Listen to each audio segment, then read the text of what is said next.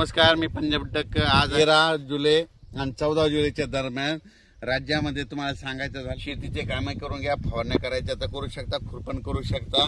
कारण की राज्यामध्ये 17-18च्या नंतर काय होणार आहे, तामिळनाडू, आंध्र प्रदेश आणि कर्नाटक या भागामध्ये आतापर्यंत 1-1.5 महिना झाला पाऊस नाही। मग आता तिकडे पाऊस सक्रिय होणार आहे, म्हणजे ते 17-18 तारखेपासून तिकडे सक्रिय झाल्याच्या नंतर तो पाऊस मध्ये 18, 19, 20च्या दरम्यान मग परत कोणत्या भागात पडणार आहे की ज्या भागामध्ये पाऊस नाही पडला। मग त्याच्यामध्ये तुम्हाला सांगतो की त्याच्यामध्ये लातूर जिल्हा, धाराशिव जिल्हा, सोलापूर जिल्हा, सांगली, नगर, कडाष्टी, पाटोदा या भागामध्ये मग 18 तारखेच्या नंतर म्हणजे 18 जुलैच्या नंतर परत तिकडल्या भागात दक्षिणेकडे पाऊस सक्रिय होणार आहे। म्हणून हा अंदाज लक्षात घ्यायचा। म्हणजे सांगायचं झालं तर तुम्हाला सांगू इच्छितो, राज्यात मात्र पुन्हा परत 20 तारखेच्या नंतर आणखीन पाऊस वाढतच जाणार आहे।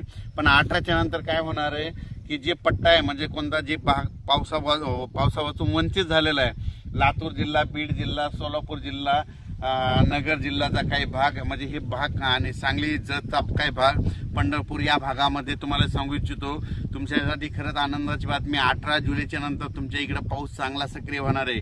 कारण की काय होणार आहे, कर्नाटक, आंध्र प्रदेश, तामिळनाडू, केरळकडे तिकडे